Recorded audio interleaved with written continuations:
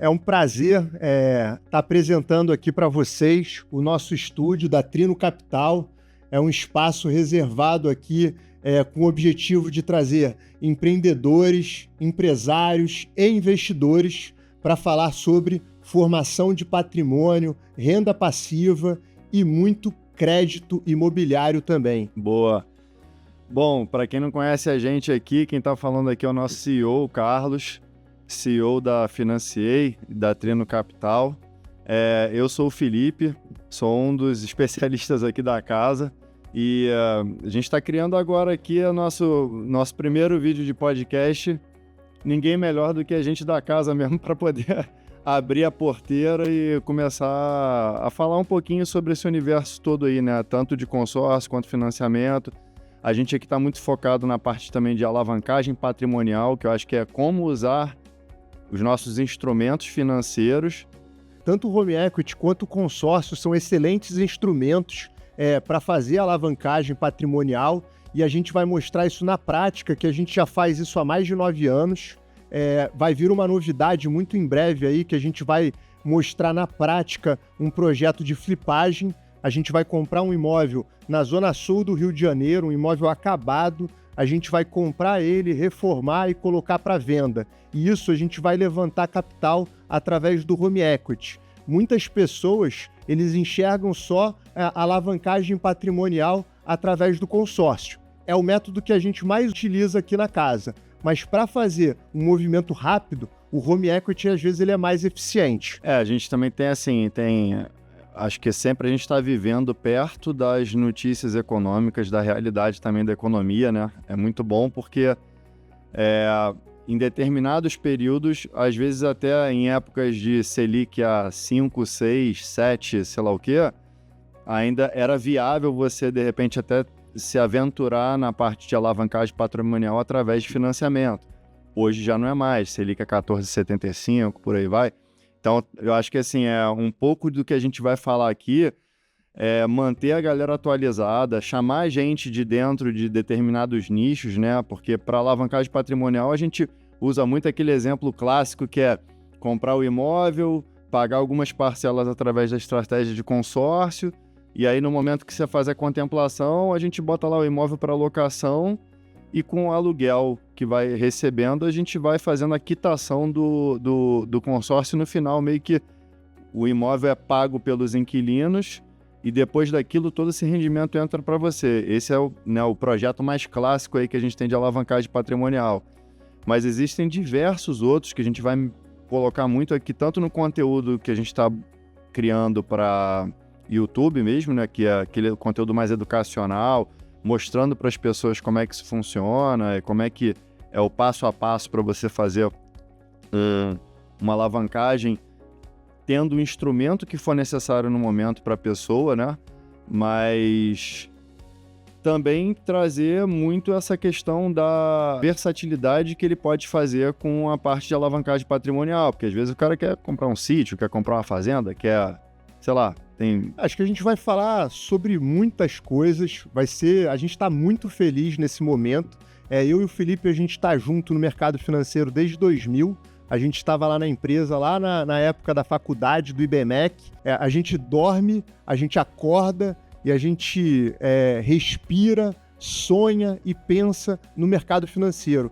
E a gente vê hoje nas mídias sociais, né, tanto no Instagram quanto no YouTube, tantas pessoas falando e falando sem propriedade. Então aqui o objetivo é trazer conteúdo com muita profundidade, com muito estudo, com muito embasamento, porque a gente já faz isso aí há mais de 2 décadas. Então a gente com certeza vai trazer um conteúdo aqui de altíssima qualidade. Cara, e conhecimento financeiro é uma coisa que não adianta eu falar assim, pô, beleza, a gente teve até uma carreira financeira nisso, a gente veio dali, eu até saí para me aventurar em outras coisas e tal, mas a gente nunca deixou a parte financeira de lado, assim, eu nunca deixei de olhar para o mercado financeiro, assim como você também não, porque isso hoje vai compor uma parte muito importante da vida, seja do médico, do advogado, do empresário, de um cara que é um diretor de empresa, mesmo a pessoa, não, só serve para empresário, mega empresário, ou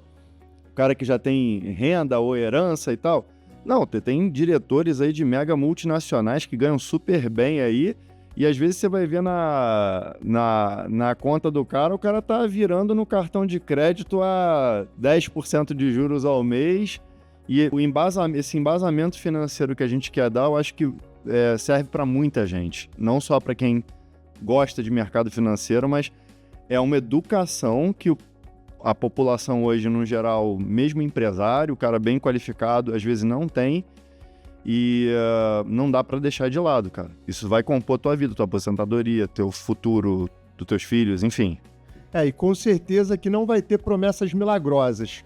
A ideia aqui é trazer o que a gente faz na prática, é uma formação de patrimônio com disciplina, com médio e longo prazo, e nada de milagre, né? Que eu acho que as pessoas hoje estão muito em busca do jogo do tigrinho, dessas bets, ficar milionário da noite pro dia. Eu acho que principalmente hoje a gente vive uma epidemia da geração Z, que tá todo mundo aí extremamente ansioso para ficar milionário do dia para a noite. E não é isso que a gente vai trazer aqui. Eu acho que aqui a gente vai trazer o que a gente faz na prática, a construção de patrimônio que a gente está fazendo na nossa vida, na vida dos nossos clientes, na vida dos nossos familiares também.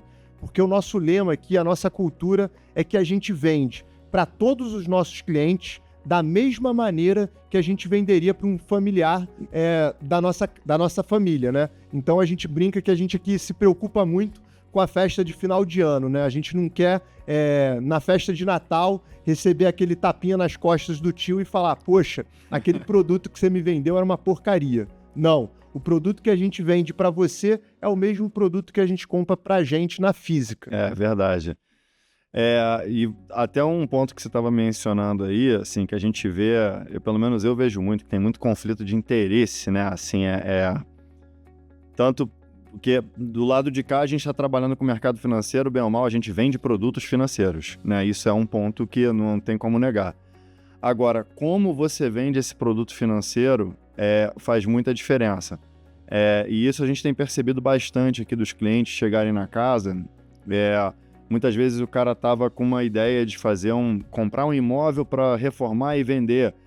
E a gente não vai direcionar o cara, se for uma operação lá de 12 meses, de 1 ano, talvez não é o consórcio para ele, é uma outra operação. Não, mas eu quero ficar com o imóvel, quero botar ele para locação. Então vai no consórcio. Ah, não, mas eu quero construir para vender. Qual o prazo que você vai colocar? Então a gente analisa muito, cria esse planejamento junto com a carteira de clientes para que essa operação seja norteada pela planilha, pela matemática, pelo financeiro, e não, o Joãozinho disse que é legal, eu tô vendo no YouTube que consórcio é melhor que financiamento. Daqui a pouco você vai ver no YouTube alguém falando que o financiamento é melhor que consórcio. E quem você deve acreditar, né? Eu acho que... Depende, né? Acho que a resposta que a gente mais vai falar aqui depende. A gente gosta muito de fazer projetos exclusivos, específicos para a necessidade do nosso cliente. E também, a gente aqui, no nosso estúdio, a gente vai trazer muitas coisas sobre a atualidade, sobre temas atuais. Que nem a gente teve agora, essa semana, o nosso excelentíssimo governo colocando taxação em LCI e LCA, que afeta diretamente o nosso mercado de financiamento imobiliário. E aí, o que é legal aqui?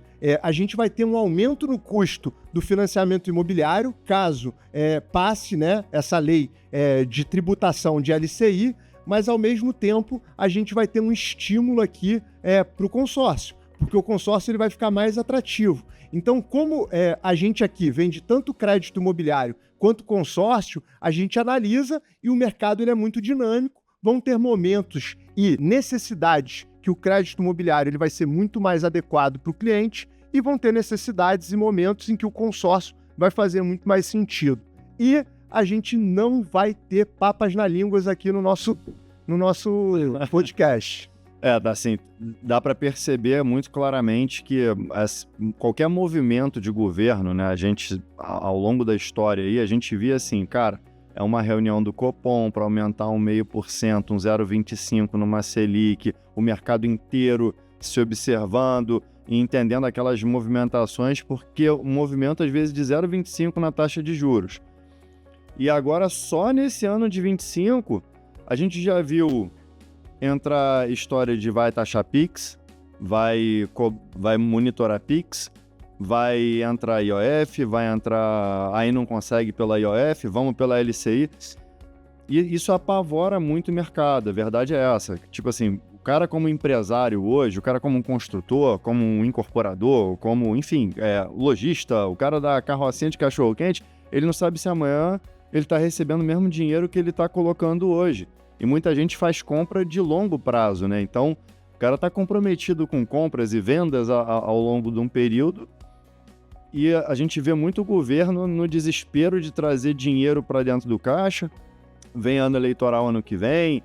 Então, assim, a gente não está com muita expectativa para, assim, queda de inflação e queda de taxa de juros e tudo isso. Então, pelo menos a gente está enxergando agora aqui para um cenário de 2 anos, né? Com certeza.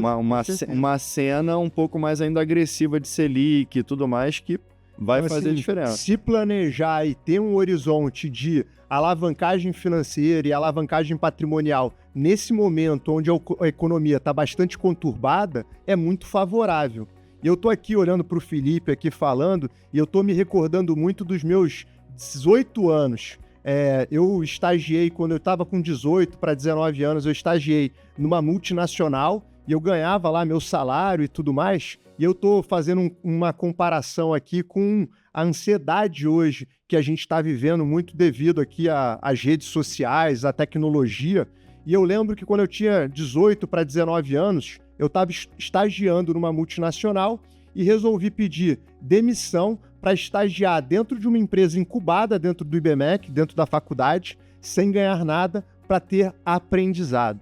Então, assim, hoje, por que eu estou falando isso? Eu vejo muitas pessoas jovens querendo entrar numa empresa, já querendo ser CEO, já querendo ganhar milhões. Então, assim, planejamento, formação de patrimônio é algo que leva tempo. As pessoas precisam entender isso e começar o quanto antes. O que eu vejo? As pessoas extremamente ansiosas e extremamente imediatistas e não se planejando. E o que vai acontecer? Quando você chegar lá nos seus 60 anos, a sua aposentadoria ela não vai dar conta para suportar o seu gasto fixo ali da sua sobrevivência. Então, se você não se planejar hoje, esquece, Felipe, a gente que está aqui com 40 anos, se a gente não se planejar, quando a gente tiver a idade dos nossos pais, a gente não vai ter uma aposentadoria suficiente para viver dignamente. Eu acho que eu vou até perguntar um negócio assim, né? Que aposentadoria, né? Porque provavelmente, pelas contas matemáticas ali, o pessoal está prevendo até uma quebra da parte de fundo de garantia, Previdência de já era. Previdenciário e tal. Então, se houver essa aposentadoria, a gente pode contar com alguma coisa, mas uma coisa que é certa, e eu vejo assim, vou até criar um estereótipo aqui de um cara que, pelo menos assim, aqui no Rio de Janeiro, a gente teve muita colonização portuguesa e tal, e vem daquelas famílias tradicionais portuguesas, sempre tem aquele portuga que tem lá 10, 15 imóveis, vive dos aluguéis, tá na paz, ele nem tem que administrar aquilo, ele bota na administradora, a administradora todo mês recolhe lá e tal. E no final das contas, aquilo é uma baita segurança para ele. Inclusive, se ele tiver um problema financeiro, tiver que arrumar caixa, ele com imóvel de garantia, hoje ele tem a menor juros possível, hoje o cara pegar com imóvel de garantia. Não existe juros menor que esse. Então, eu acho que no meio desse caminho, a gente, vamos botar lá, um cara que nasceu na década de 50, de 40, 60 ali, hoje ele veio muito com essa cabeça de pegar imóveis e manter numa coisa mais fixa, certa, e que tem um ganho de capital ao longo dos anos, comprovadamente, todo mundo vê isso. E a garotada nova já meio que perdeu muito essa... Ao mesmo tempo você vê que o cara tem um CDB, tem umas açõezinhas, tem não sei o que, mas o grosso mesmo o cara mantém na parte imobiliária. A gente viu muito guru aí de investimentos, né, falando, colocando na matemática, né, e mostrando não vale a pena você comprar um imóvel porque o rendimento do seu aluguel vai ser muito inferior à renda fixa. Eu até tendo a concordar, como assessor de investimento desde 2003, eu até tendo a concordar com isso. Mas o que a gente faz aqui é completamente diferente dessa matemática, porque a gente ensina o cliente a comprar um imóvel de 500 mil por 100 mil reais.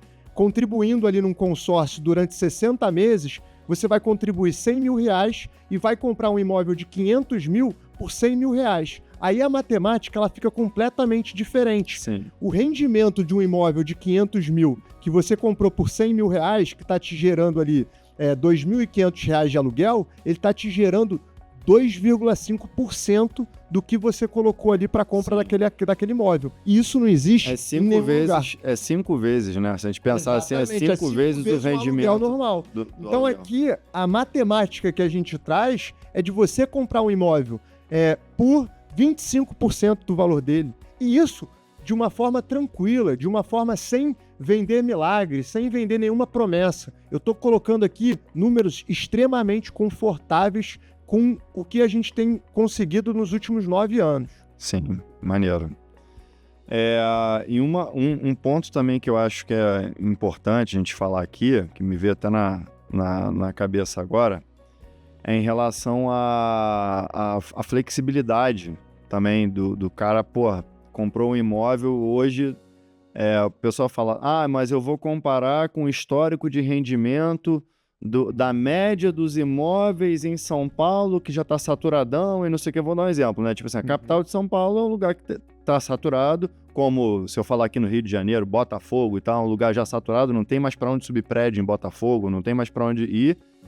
E a gente viu uma pancada em cima disso no pré-Olimpíada e pré-Copa. Você não acreditava o imóvel de Botafogo lá, um quarto e sala, R$1 milhão, assim, era... Pessoal, e na época que o Brasil não tinha ainda subido os valores de tudo, tava assim, à beira do surreal.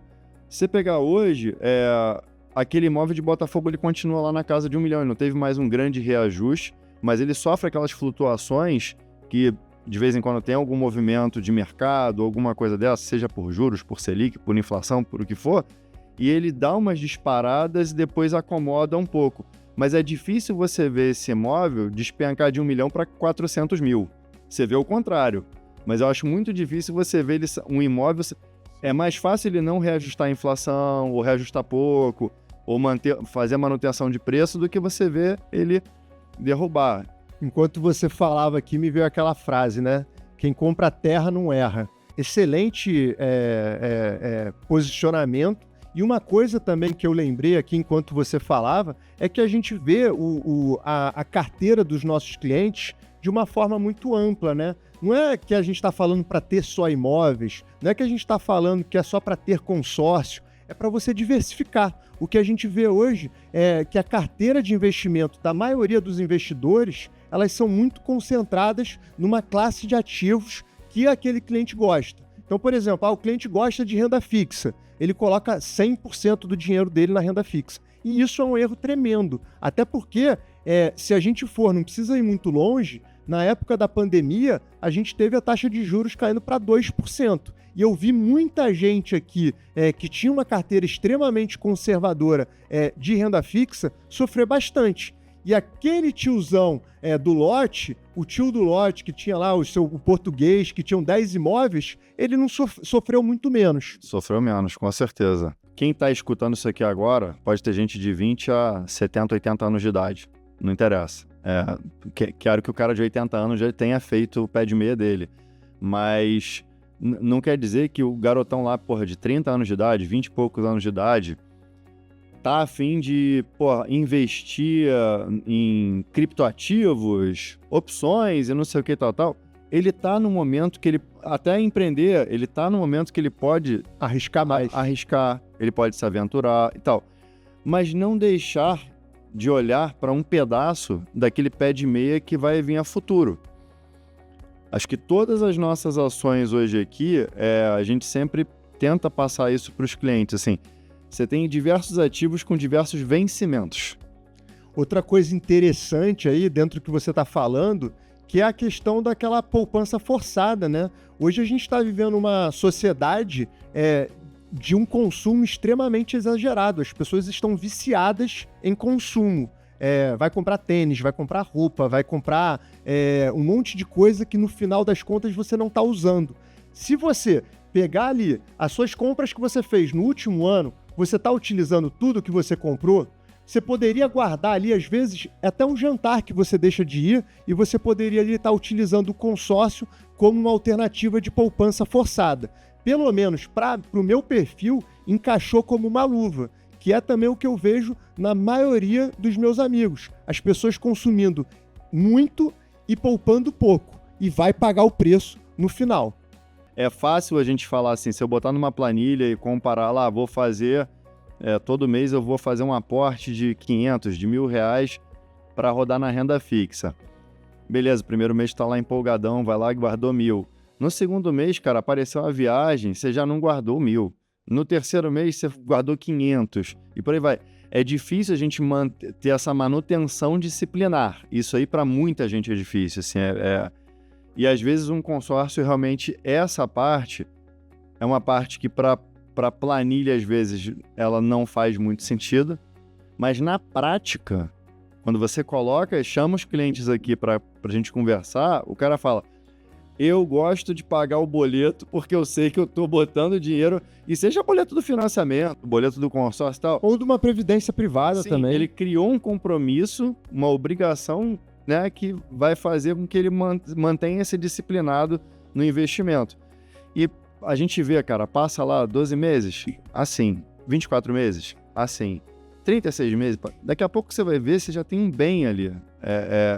Realmente, parece que é aos pouquinhos que o cara vai fazendo aquilo, mas de repente o cara consegue montar um bem com uma coisa que não tá nem, vamos dizer assim, tá sangrando todo mês, né? Não é uma dor pro cara pegar. Eu digo por experiência própria. R$500 às vezes, né? Eu digo por experiência própria, né? Eu tenho cartas ali de R$1.000, de R$500, que, cara, com certeza ali seria um jantar que eu iria com a minha esposa, deixei de ir, paguei já a cota e tô guardando ali há mais de 5 anos. Então isso funciona demais. Não é nem 8 nem 80, né? Não é pra ninguém aqui sair daqui bitolado e parar de fazer, ter as suas recompensas emocionais, que é isso aí, pô, a nossa vida é muito curta, a gente tem que realmente, às vezes, priorizar algumas coisas, mas equilibrar tanto na diversificação quanto nas recompensas emocionais, acho que é muito importante. Pô, com certeza. Cara, e assim, ô Felipe, fala pra gente, você acha que a gente vai conseguir trazer bastante gente aí pro nosso podcast ou vai ter só nós dois aqui sempre? Pô, acho que dá pra gente trazer uma galerinha sim, cara. A gente tem alguns bons contatos aí e tal.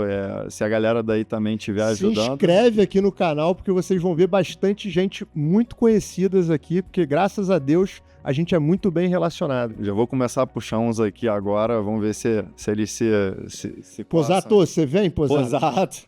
Posato, cara, Posato é um cara bom pra caramba, nas cabanas, é um arquiteto, faz parte de Airbnb, o conteúdo dele é maneiro pra caramba. Quem tiver aí na web, já vou até fazendo jabá pro cara, segue ele aí. Gustavo Posato.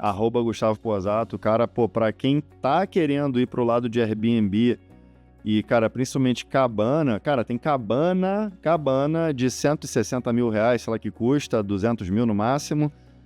Imagina, você pegar um terreno que já não tá medido em metro quadrado, você já começa a medir terreno em alqueires, em hectares, às vezes de sítios, fazendas aí de 200, 300 mil reais. O cara pode implantar um mundo de chalé de cabana e dependendo do estilo da cabana, do marketing, tudo isso, cara, tem cara tirando R$1.000 diária de cabaninha.